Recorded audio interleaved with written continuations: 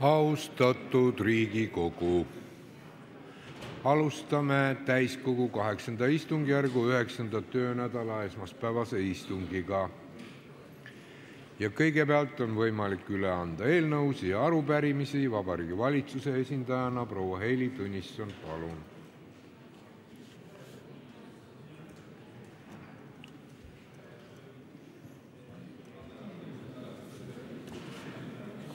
Austatud härra Riigikogu esimees, lugupeetud Riigikogu.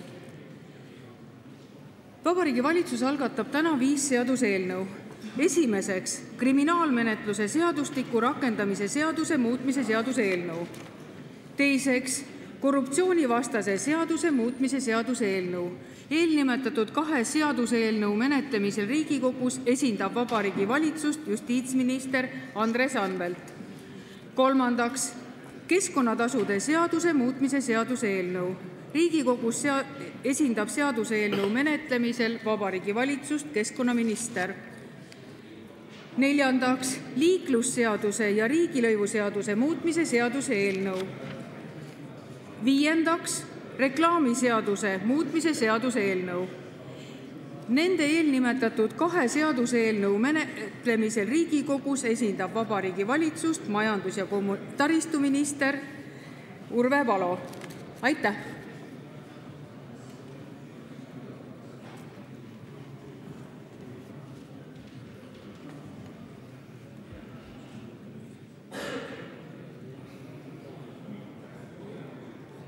Rahuneme natuke, siis saab edasi minna.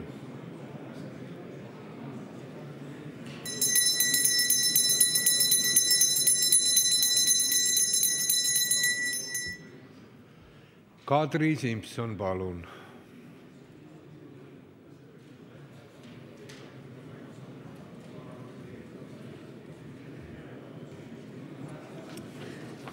Lugupeetud Riigikogu esimees, head kolleegid. 16 kolleegi nimel on mul üle anda arupärimine rahandusminister Maris Laurile.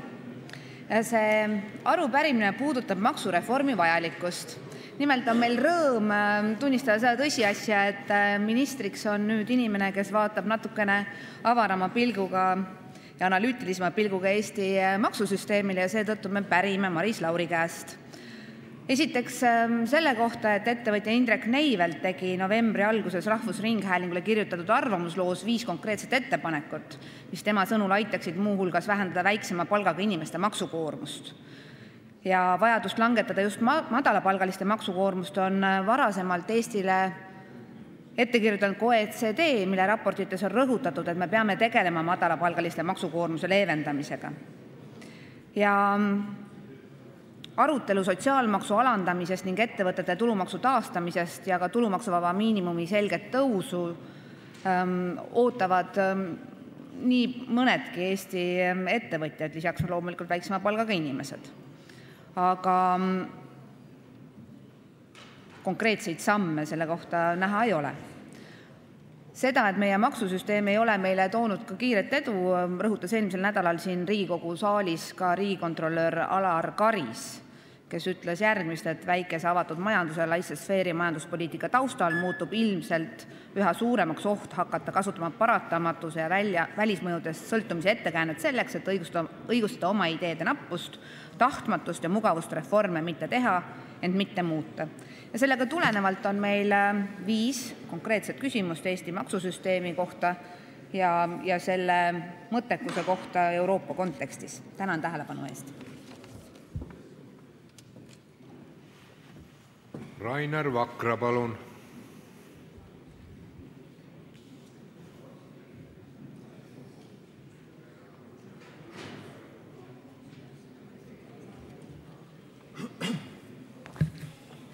Austatud Riigikogu esimees, austatud Riigikogu liikmed, Keskkonnakomisjon algatab keskkonnaseadustiku üldosa seaduse rakendamise seaduse muudatamise seaduse eelnõu.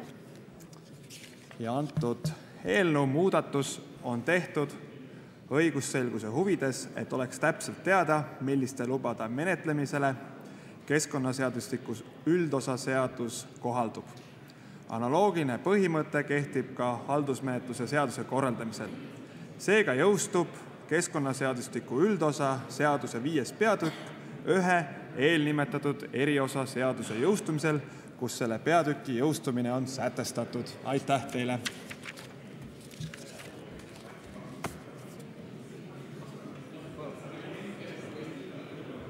Andsime kohe kiirelt eelnõud sisse. Oleme vastu võtnud 6 eelnõud ja 1 arupärimise. Nendega käitutakse kodu- ja töökorra seadusele vastavalt. Ja nüüd palun kohaloleku kontroll.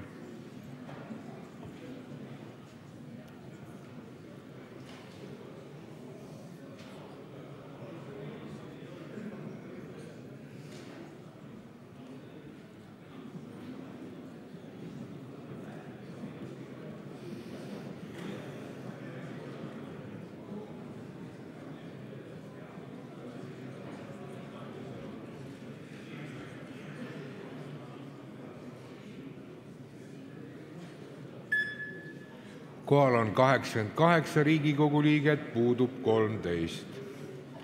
Järgnevalt meil tuleb kinnitada nädala päevakord. Siim Kiisler.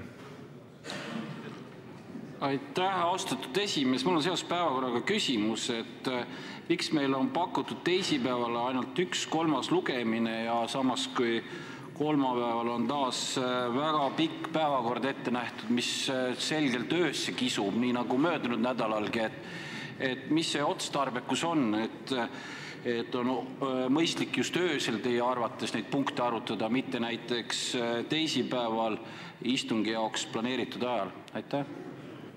Sama küsimus tekkis Riigikogu juhatusel. Juhatus lähtus komisjonide ettepanekutest ja sellest, kuivõrd kiiresti komisjonid jõuavad ka tehniliselt eelnõud teile ette valmistada. Helir-Valdor Seeder. Aitäh. Eelmisel nädalal lõppes tõesti teisipäeval tööpäev meil kell 11, nii et 10-11 ja kolmapäeval venis istung neljapäeva hommiku kella 4-ks. Kas juhatus pidas läbirääkimisi ka komisjonidega, et tegi ettepaneku komisjonidel olla valmis oma eelnõudega arutada teisipäevaks või mitte? Mina rahanduskomisjonis küll ei tea. Ma usun, et kui oleks läbi räägitud, siis ma usun, et oleks me suutnud ka oma punktid tuua teisipäeval. Minu küsimus ühesõnaga, kas juhatus pidas komisjonidega läbirääkimisi ja tegi ettepanekuid, et oleks võimalik teisipäeval mõne punktiga tulla? Aitäh. Pidas. Kaja Iva, palun. Aitäh, see vastus oli küll väga lühikene. Ma siis küsin selle vastuse laienduseks selle üle, et kas tõesti kõik need komisjonid polnud võimelised materjali varasemaks ette valmistama ühe päeva, kui me vaatame, kolmapäeval on lausa ridamisi kolmandaid lugemisi, kus teatavasti ju väga pikka põhjalikku materjali ettevalmistust enam ei toimu ja ka teised lugemised ilmselt ei ole väga suur vahe, kas see on üks päev varasemaks ta tõstetud, ei ole siin üle päeva menetlemist, siis juhatus ei saa ju lähtuda ainult komisjonide ettepanekutest selles mõttes, et komisjonid ei ole ju selgeltnägijad, nemad ei oska ju ettepanekut tehes teada, kes veel on teinud üheks või teiseks päevaks punkti ettepaneku, et kuidas see planeerimine nii võssa ikka läinud on? Aitäh. Juhatus lähtuski siin sellest, et kõige lihtsam ja mõistlikum oleks liigutada neid eelnõusid teistele kuupäevadele, mis ei vaja ettekandjaid. Sõnavõtud on loomulikud, aga ettekandjaid ei vaja, kuid kahjuks tehniliselt polnud see võimalik. Peeter Laulson. Aitäh, hea juhataja. Kas ei oleks täna mõistlik siin teha mõned muudatused sisse ja mingi 3 päevakorrapunkti tuua teisipäevaks üle, et mitte öö peal arutada tähtsaid seaduseelnõusid? Ei oleks mõistlik, sest siis me võiks tekitada olukorra, et eelnõud ei jõua õigeaegselt teie käsutusse. Austatud Riigikogu, panen hääletusele nädala päevakorra. Palun võtta seisukoht ja hääletada.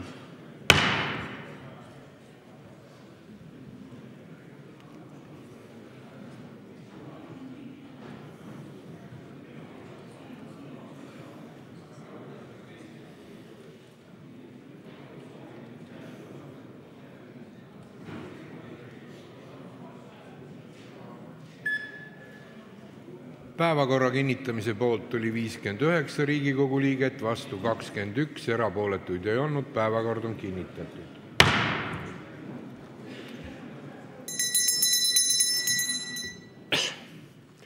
Austatud Riigikogu, Vabariigi President on 17. novembri otsusega number 528 vabastanud Keit Pentus-Rosimannuse keskkonnaministri ametist ning nimetanud välisministriks. Vastavalt Vabariigi Valitsuse seaduse paragrahv 7 lõikele 2 ei pea minister, kes on Vabariigi Valitsuse antud koosseisus ametisse astudes andnud ametivande, seda uuesti tegema, tema nimetamisel juhtima teist ministeeriumi.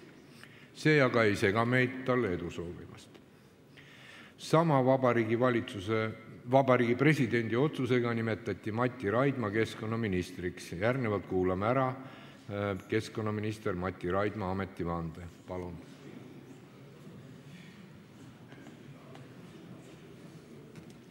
Austatud Riigikogu esimees, austatud Riigikogu.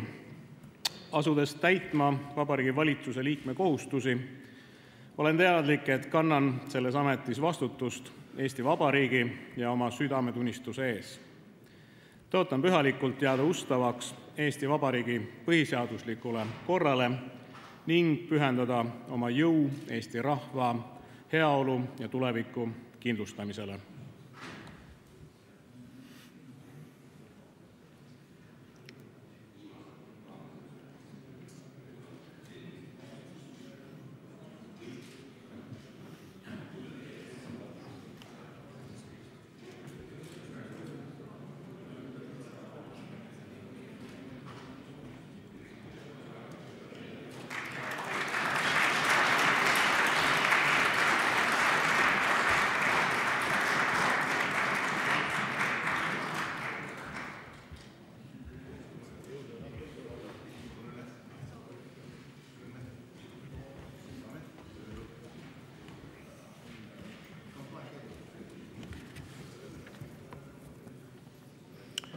Ja meie tänane päevakord algab arupärimistega.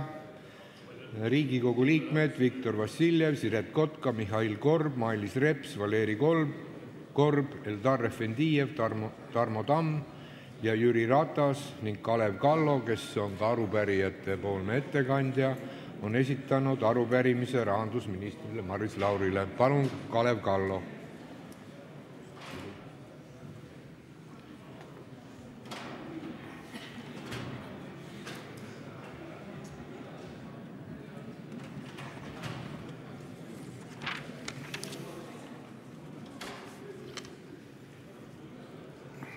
Austatud eesistuja, lugupeetud kolleegid, esitan siis arupärimise, mille me siis, kui me ta esitasime 13. oktoobril rahandusminister Jürgen Ligile, aga siin on aeg lendab nii kiiresti, et vahepeal on ministrid vahetunud, nii et nüüd siis on see edasi adresseeritud lugupeetud proua Maris Laurile, rahandusministrile. Üks hetk, Kalev Kallo, palun.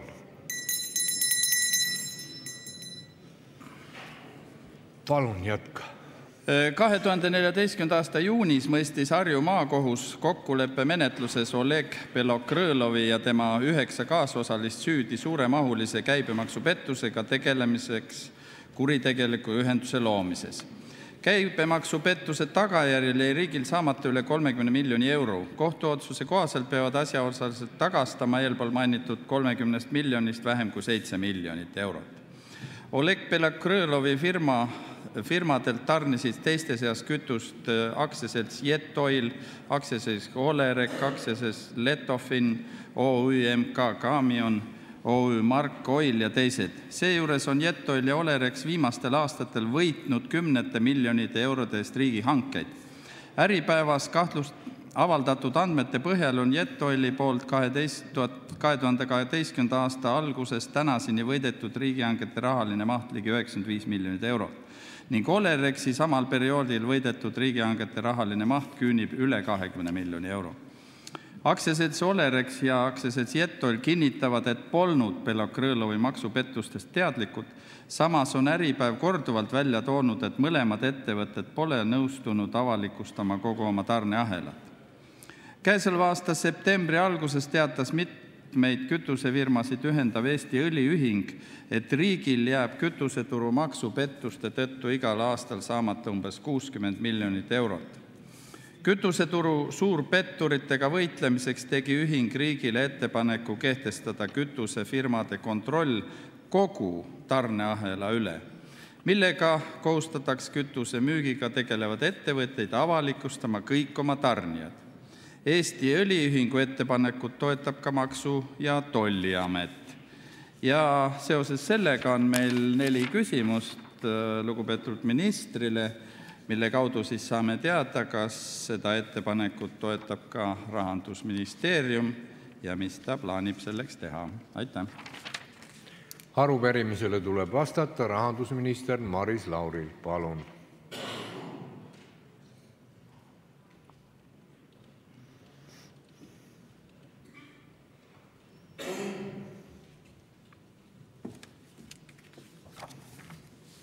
Austatud juhataja, austatud arupärijad. Vastan teie arupärimisele maksupettuste vähendamisest kütuseäris. Esimene küsimus. Kui suureks hindate te käibemaksu maksuauku antud hetkel kütusesektoris? Kas kütusesektori osas on tegemist probleemseima sektoriga käibemaksu kogumisel? Vastus. 2014. aastal perioodil jaanuar kuni september on hinnanguliselt vedelkütuse müügi käibemaksu kahju kokku 22,6 miljonit eurot ehk keskmiselt 2,5 miljonit eurot kuus. Eelmisel 2013. aastal samal perioodil oli kahju kokku 52,9 miljonit eurot ehk keskmiselt 5,9 miljonit eurot kuus, mis tähendab, et võrreldes eelmise aastaga on sel aastal toimunud märkimisväärselt positiivsed muutused. Maksukahju on aidanud vähendada Maksu- ja Tolliameti tõhusam kontroll. Likvideeritud on mitmeid suuri pettuskeeme. Tulemuseks on paranenud käibemaksu laekumine 30 miljoni euro ehk 38% võrra. 7 kuuga on vähenenud deklareeritud kogukäive 479 miljonit eurot. Sellest 48% ehk 230 miljonit eurot moodustab 17 probleemse äriühingu tegevuse peatamine eelmise aasta teises pooles. Maksu- ja Tolliameti hinnangul on riigile tekitatud suurim käibemaksukahju kütuse hulgikaubanduses, sest see on nõutav ja atraktiivne kaup ja tarbimine on kõrgelt maksustatud. Kütusega kauplemine on, vaatamata erinevatele piirangutele, jätkuvalt ahvatlev pettusteks, samas on pettuste objektiks ka muud kaubad. Nii on näiteks levinud maksupettuse viisiks sisendkäibemaksu mahaarvamisõiguse tekitamine muude kaupadega, nende seas siis näiteks suhkur, metallkonstruktsioonid, õli, kakao. Selle abil vähendatakse kütuse müügilt tekkivat käibemaksukohustust. Pettuse skeemis osalevad äriühingud tegutsevad väga erinevates valdkondades. Teine küsimus. Milliseid konkreetseid meetmeid on riik tarvitusele võtnud kütuseturul suuremahuliste maksupettuste ärahoidmiseks? Kas me oleme tänaseks jõudnud juba olukorda, kus petturid on leidnud vasturohu kohustusliku tagatisraha kehtestamisele? Vastus. Maksu- ja Tolliamet on tõhustanud kontrollimeetmeid ja muutnud kontrollitaktikat. Uudsena rakendatakse kütuse arestimist. Petturid otsivad ja leiavad uusi maksupettuse võimalusi. Viimasel ajal pöördutakse kohtusse esmase õiguskaitse saamiseks, et vältida suurendatud tagatise otsuse esitamist. Paraku kohtud sellega annavad. Õiguskuulekust suurendab karistuse vältimatus ja selle suurus. Retsidiivsus rajaneb suurel määral karistamatusele. Arvestades maksupettuste puhul kriminaalmenetluste keskmist kestvust ning riigile tekitatud kahju, tuleb möönda, et maksupetturile määratud karistused on olnud ebaproportsionaalsed ja ühiskonna õiglustunnet riivavad. 3. küsimus. Kas teie hinnangul peaksid kõik kütuseturul tegutsevad ettevõtted avalikustama kogu oma tarneahela Millal võiks selline nõue jõustuda? Vastus. Maksupettuste tõkestamisega ja avastamisega tuleb tegeleda. Alates selle aasta 1. novembrist on maksukohuslastel kohustus esitada koos käibedeklaratsiooniga lisavorm KMD INF, kus arve või arvete kogusumma on maksustamisperioodil ühe tehingupartneri kohta vähemalt 1000 eurot. Selle meetmega suudab Maksu- ja Tolliamet avastada ja tõkestada rohkem pettusi. KMD INF lisa võimaldab kiiremini ja täpsemalt määratleda isikud, kellele tuleb kõrgendatud tähelepanu pöörata. Kiirem ja täpsem kontrolliobjektide valikuprotsess võimaldab paremini tegeleda maksuriskidega ja kasutada tõhusamalt olemasolevaid ressursse. Koos õliühinguga arutatakse turvalise tarneahela käsitlust. See on suunatud ettevõtjatele, kes soovivad oma tehingutes välistada võimalikku pettust. Mitmed kütusemüüjad soovivad pettuste vastu võidelda ja osta kütust ausast tarneahelast.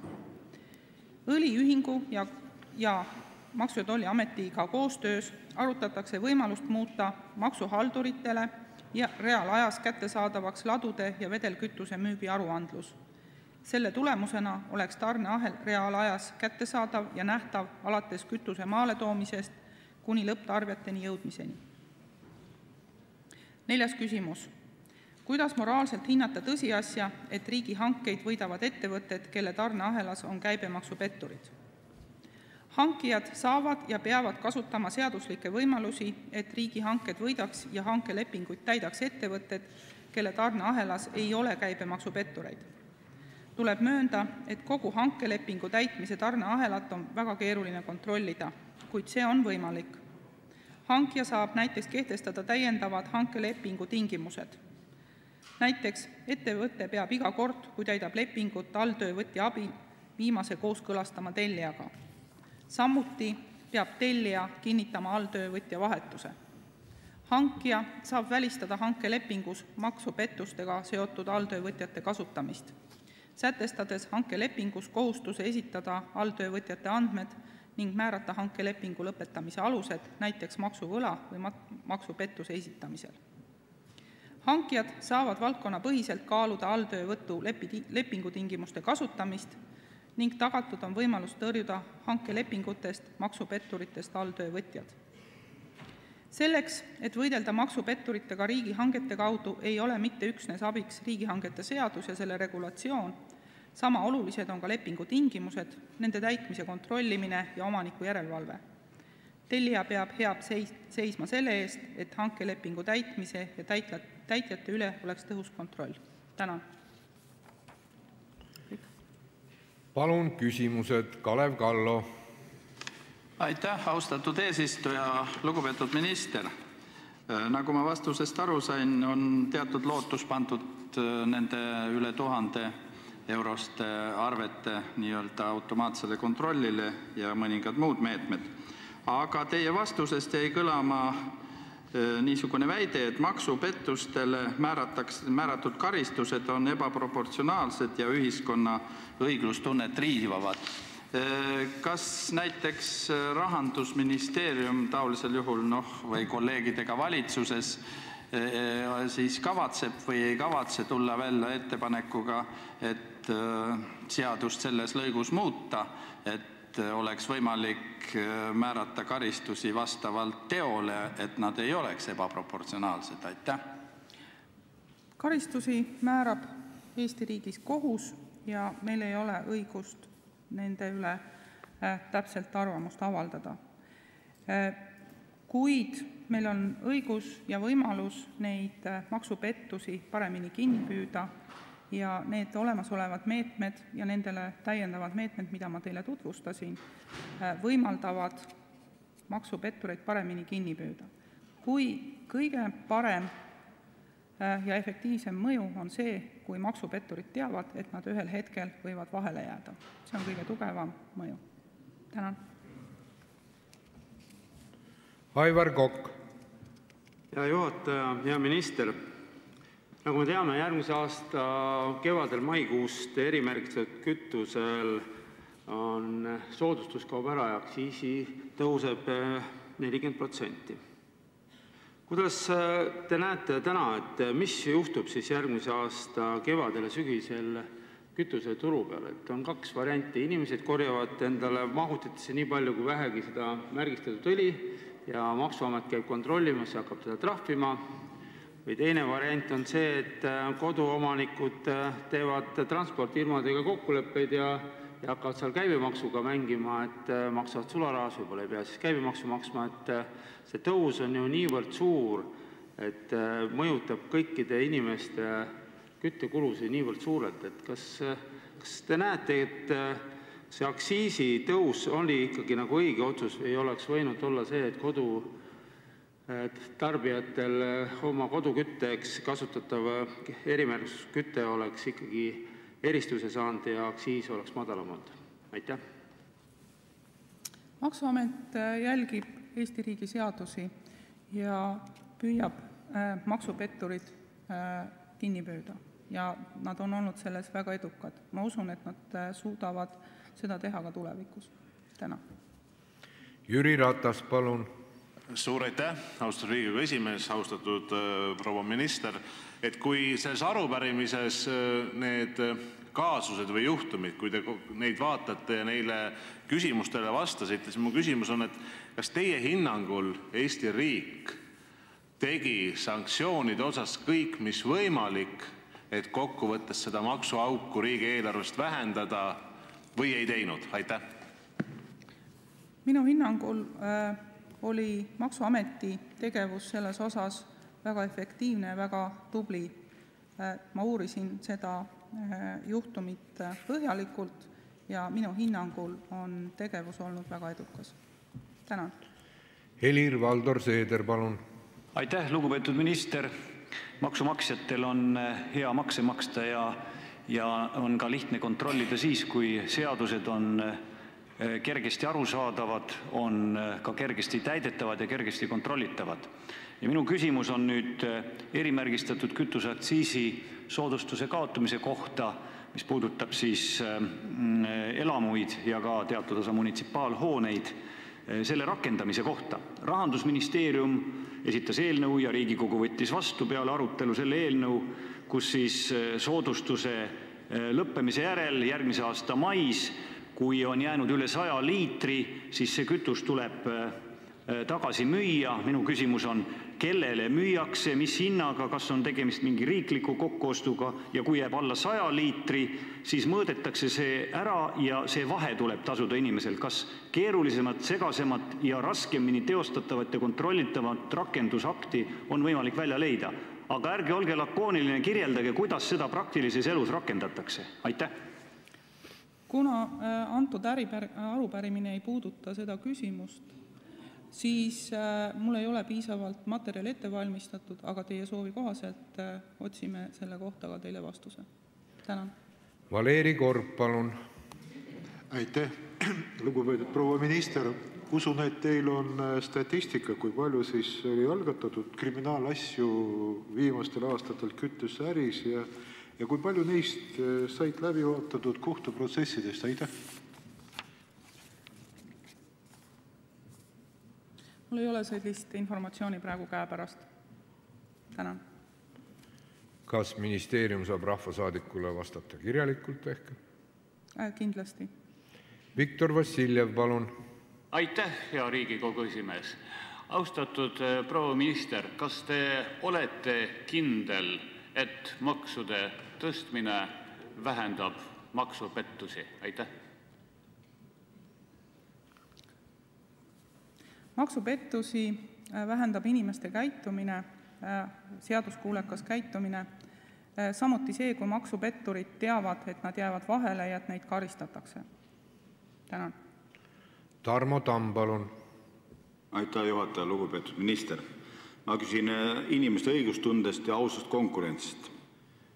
Kui võib öelda küll, et Maksuameti tublil tööle avastasid 30 miljonit eurot käibemaksupettust, jäi riigile sisust raha saamata ja millest saadi sisust kätte ainult 7 miljonit, et te olete üks kabineti ministritest, et kas te olete rääkinud justiitsministriga, et kuidas selline asi on võimalik, et nii leebed neid sullerid siis karistatakse? Aitäh. Karistusi määrab teatavasti kohus, et ju siis leiti, et see on otstarbekas. Tänan. Rohkem ministrile küsimusi ei ole. Avan läbirääkimised. Marika Tuus-Laul, palun.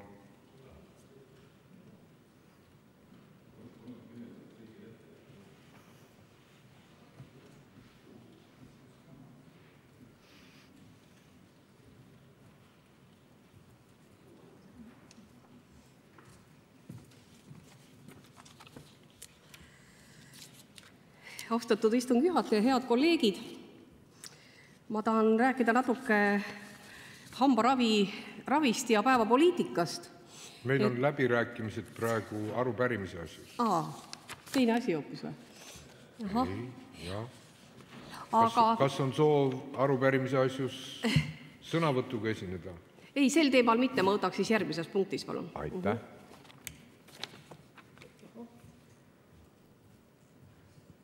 Küsime igaks juhuks järgi, kas Eimar Lenk soovib selles küsimuses? Ei. Siis tuleb vajutada nupule. Aitäh. Kas on sellega läbirääkimised lõppenud? Ma eeldan, et minister ei soovi ka vist sõnavõtuga rohkem esineda. Aitäh. Lõpetan selle päevakorra küsimuse käsitlemise. Ja nüüd tuleb vaba mikrofon, kuhu palun registreerida ennast peale haamrilööki.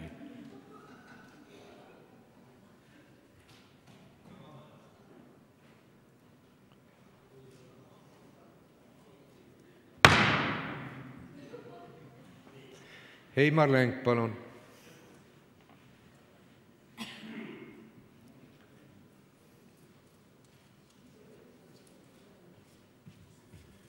Aitäh, lugupeetud eesistuja, sõnaõiguse eest. Mul on täna siin terve pakk pabereid kaasas, kuigi mulle meeldib peast rääkida tavaliselt, aga et oleks asi konkreetne ja need kõik, mis mul siin käes on lastud välja täna siis meie uudisteportaalidest. Teatavasti tõstis Elron täna, siis on see meie rongiliiklus korraldav firma, oma hindu 7–12%. Ja tekib küsimus, et mis selle firmaga on juhtunud, miks on vaja hinda tõsta ja miks see firma nii halvasti oma töökohustusega hakkama saab. Ja kindlasti on enamik meist lugenud juba need viimaseid uudiseid, mis viimastel päevadel on juhtunud Elroni rongidega, aga terve rida samasuguse pealkirju, katastroof Türil ja rong jäi hiljaks ja rong hilines ja rong oli üle rahvastatud, neid on portaalid täis internetis. Ja ma kasutaksin praegu ühte tänast kommentaari, kus reisija, abist ilma jäänud reisija viimases hädas ahastuses siis pöördub ühe internetiportaali poole ja ütleb, et ma tahan teile rääkida loo, kuidas ma eile Elroni rongi hädadest siis puudutada sain. Kui tulin Balti jaama, siis rongi veel polnud, aga oli Türi rong ja ma sain teada, et minu rong hilineb 42 minutit. See minu rong seisis teise rongi taga, enamik inimesi ei näinud seda teist rongi ja tablool ei olnud ka infot. Näiteks oli rong Tallinn-Türi, mis pidi väljuma minu meelest 17.35, kiri hilineb, väljub 18.05. Rahvas ei hakanud platvormi peal seisma, läks sisse, et soojendada ennast. Siis järsku hilineb, kiri kadus ära, rong sõitis ette ja pani minema. Enamik reisijaid jäigi Balti jaama rongi ootama suurte silmadega. Nagu tavaliselt peab olema see ümberistumine selle rongiga Lelles. Rongis saime klienditeenindaja käest teada, et meie vastu tuleb buss, kuna rong Lelles Pärnus sõitis juba minema. Tulime Lelles maha, meid oli circa 50 inimest, aga busse polnud. Ootasime 30 minutit, 40 minutit, aga rongi ka ei olnud ja bussi ka ei olnud. Mees, kellega rongi klienditeenindaja oli tuttav, helistas temale ja uuris, kus buss on ja siis saime järsku teada, et bussijuht sõitis valele poolele ehk sõitis Raplasse ja bussi ei tulegi. Inimestel hakkas paanika, seisime keset külma metsa, kedagi pole. Siis läksime jaamahoonesse, ootasime veel üks tund aega ja siis saime teada, et tuleb bussiga juhtus mingi õnnetus ja bussijuht sai surma vahepeal. Selline on siis meie esindus rongifirma teenindamine inimestega ja see naisterahvas ütleb, see oli õudne. Siis saime kätte ühed oma tuttavad, kes tulid 40 kilomeetrit, sõitsid oma autoga, võtsid me peale ja ma ei tea, kuhu nad siis viisid, ma ei hakanud edasi lugema. Neid selliseid juhtumisi on Elroni firmaga kümneid võiks meelde tuletada viimaste aastate jooksul. Ja nüüd Elron, seesama, kes vaevalt suudab inimesi ära teenindada, tahab tõsta täna siis 12% piletihindu. Küsime miks? Ja mul on küsimus õigustatud sellepärast, et alles oli info, et Elroni firma sõitude arv kasvas viimase poole aastaga 50%. Kujutage ette, 50% on järsku rohkem sõitjaid. Ja kasum eelmisel aastal oli Elroni firmal Eesti Energia järgi teine kasum Eestis 68,6 miljonit eurot. Nüüd küsime, mis pärast on vaja tõsta hindu, kui 68,6 miljonit eurot on kasum. Ja Andrus Ossip, kes seda firmat siis juhatab, ütleb, et ta tahab uusi liine avada ja nii edasi. Mina tean, olen õppinud koolis, et õiged ja edukad firmad arenevad sel teel, et nad oma käive suurendamises saavad selle raha ja ehitavad välja uued liinid ja nii edasi. Elroni firma ta käitub otse vastupidiselt, saata kohutavad kasumid, olles väga palju reisijaid endale juurde toonud ja tõstab hindu. Tekib küsimus, kas Elroni juhtkond on õiged inimesed kohal ja kas Andrus Ossip on õige inimene kohal ja kas meie majandusministeerium üleüldse ajab need asju õigesti. Aitäh kõige eest. Marika Tuus-Laul, palun.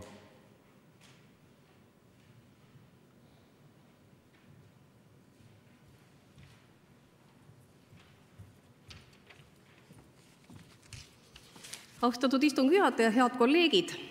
Tahtsin rääkida siis hambaravi kompenseerimisest ja selle vajadusest, aga seda me teame kõik, et seda on ammu vaja kohe peale seda, kui see kärbiti see raha, see väike raha, hakkasid inimeste hammaste olukord hakkas halvenema.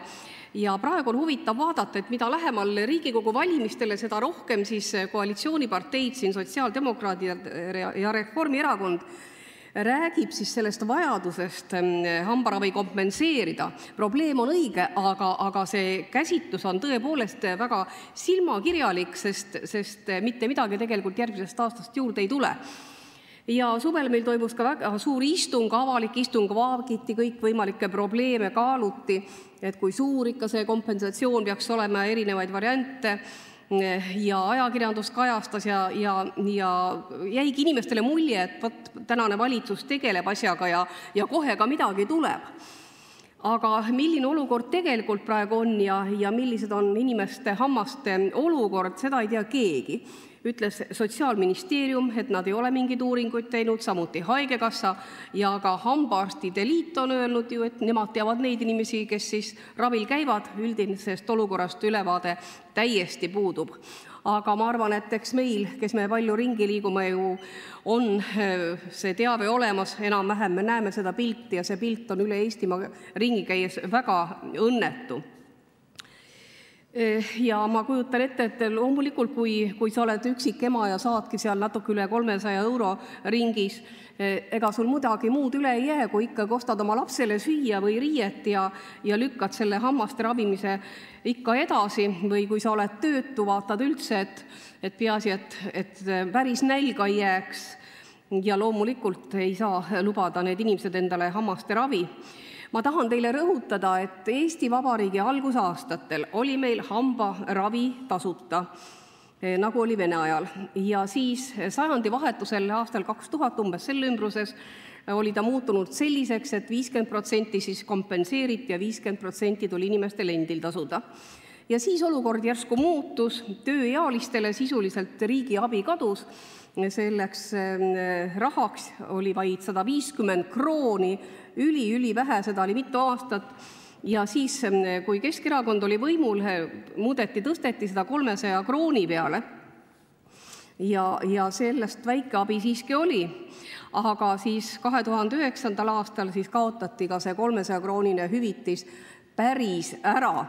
ja me oleme tõesti sellest ajast peale väga palju eelnõusid esitanud ja et kompenseeriks ikkagi veidikenegi kas või inimestele, kui kõik need eelnõud on välja hääletatud ja ka see eelnõu ja ettepanek, et vanematel inimestele on ju, me teame, et ette nähtud proteesiraha 3 aasta peale, et kui sealt rahast jääb midagi üle, et võiks ju seda seesama inimene hambaraviks kasutada, aga kahjuks on ka need eelnõud välja hääletatud ja ometi praegu on ta üks arutluse teemasid, mida peaks tegema. Samal ajal on meie Keskerakonna eelnõu juba kevadest saadik sees.